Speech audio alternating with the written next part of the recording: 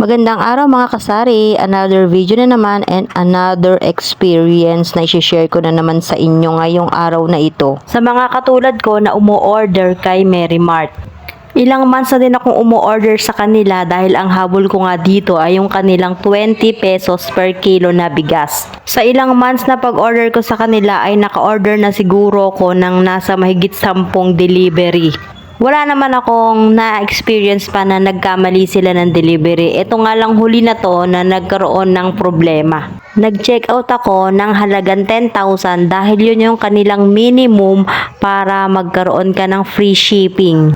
At kasama na rin sa 10,000 na yon yung isang sakong bigas na 50 kilos na nagkakahalaga ng 1,000 pesos. Dito kasi sa amin ay napakamahal na talaga ng bigas. Hindi lang siguro dito sa amin, pati rin siguro sa inyo, ang bigas talaga ay sumosobra na ng taas. Ang kasama sa 10,000 na chinek out ko, syempre yung ating isang sakong bigas na nagkakahalaga ng 1,000. And nakakita rin ako sa kanila ng Tide Jumbo Cut, yung lemon calamansi. So isang case no na 98 pieces. Sinamahan ko na rin siya ng Happy Pants na diaper dahil yun din ang diaper ni Aki. Sinamahan ko na rin siya ng isang case na fish da, yung malaki. Yung benta ko ay 25 pesos. Ang laman sa isang bundle ay 15 pieces lang naman. So yun lang, kaya wala na akong maibang ma-check out kundi sinamahan ko na lang siya ng mga Marlboro. Buti na lang nga at wala akong ahente ng Marlboro kaya pwede akong bumili sa kanila ng kahit medyo marami. Kaya ang sinama ko para mausto lang yung 10,000 ay kumuha ako ng isang paketing Marlboro Gold o yung lights and isang paketing Marlboro Ice Plus o yung blue at dalawang paketing Marlboro Red, yung soft pack. Yun lang ang total na nun ay 10,015 pesos. So chinek out ko na. Eto na, nung isang araw ay dinideliver na yung aking chinek out. Ay kahapon lang pala yon, August 24. I-deliver kasi yan ay mag-aalas 6 na ng hapon kaya hindi na ako ang naka-duty sa tindahan.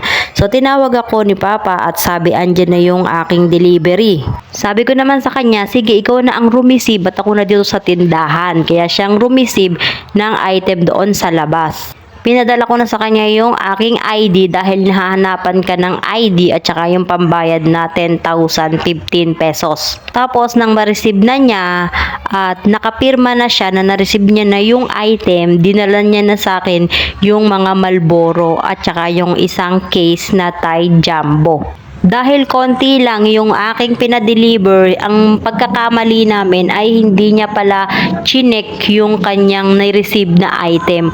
Chinek niyang usto pero yung Marlboro hindi niya napansin na iba pala yung isang rim. Buti na lang nung pagbaba niya sa tindahan yung Marlboro at saka yung Tide ay napansin ko bakit parang iba. Hindi kasi ako familiar sa Marlboro Crafted dahil hindi naman kami nagtitinda nun at dahil wala naman kasing humahanap dito nun. Noong unang tingin ko nga akala ko bagong packaging ng Marlboro pero nabasa kong Crafted. Ayun, nadidinig ko naman yung Crafted kaya alam ko yun na mas mura at nakalagay ata ay 7 pesos. So sinabi ko sa kanya na tingnan mo yung nag-deliver kong andyan pa. So ayun, nandun pa nga naman kaya sabi ko ipabalik mo, papalitan mo to. So dahil nga ganyang may problema, sabi ni Papa ako na kumausap sa delivery kaya ako na yung lumabas at ako na nakipag-usap sa kanya. Sabi ko, kuya pa, paano ba gagawin natin dito kasi hindi naman ito yung aking order. Dalawang Marlboro Red ang aking order pero napalit ng Crafted yung isa. Para makasigurado ako na hindi nga ako nagkamali ng click or ng checkout ay tinignan ko rin yung aking application na binili kung talagang dalawang Marlboro nga yung in-order ko. So tama, hindi naman ako nagkamali. So sila yung nagkamali doon sa opisina daw nila. Ang unang sabi sa akin ni Kuya ay kung gusto ko daw ay ka-cancel na lang niya yung order, ibabalik ko lahat yung dineliver niya kasi cancel na nga. Sabi ko, okay, willing naman akong i-cancel or ibalik kasi sayang din naman, hindi naman mabibili sa amin yung Crafted. Mai-stock lang at hindi naman din na nililigarilyo si Papa. Ang kaso nga lang, sabi ko sa kanya, paano po ay nakapirma na na-receive na namin yung item. So sabi ni kuya ay oo nga. Kaya ngayon, ang ginawa niya is tumawag siya sa opisina. So sabi pa nga niya, kinakabahan siya dahil first time lang yata sa kanyang magkamali at kasi ay siya ay baguhan pa lang or wala pa siyang 1 month sa trabaho niya. Kinakabahan din siya kasi baka nga mag-abono daw siya or sa kanya pabayaran yung item na nagkamali. So, buti na lang yung tinawagan niya ay na siguro mas mataas sa opisina ay mabait naman. So, ang ginawa ay pinagawan sila ng ewan ko na tawag sa papel na yun sa pumirma siya tsaka yung driver na katunayan na sinusoli ko yung isang rim na crafted tas ibabalik sa akin yung price nung Marlboro na in-order kong red, yung isa. And hiningi nga pala sa kanya sa opisina yung customer reference number. Siguro chinek niya nila na talagang wala akong order na crafted. So kung nung napatunayan nga nila na wala, ay sabi nga daw doon ay i-refund ko na lang yung isang rim na Marlboro. Babalik na lang sa akin yung binayad ko dun sa isa at isosoli ko sa kanila yung Marlboro crafted. So, yun lang, naayos naman yung problema namin. Kung nabebenta lang din kasi sa tindahan namin yun, ay hindi ko napapapalitan. Kasi nakita ko rin yung mukha ni kuya talagang kinakabahan siya or parang siguro dahil nga sa mag-aabono siya, magkano 1,500 rin yun, kinuha na yun dahil 1,500 ang isang rim ng Marlboro.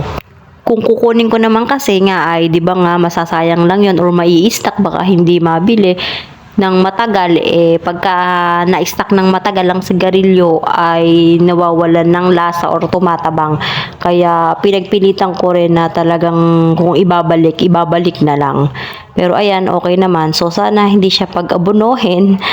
Pero mabait din silang kausap, kaya thank you rin kay kuya at naayos yung problema namin.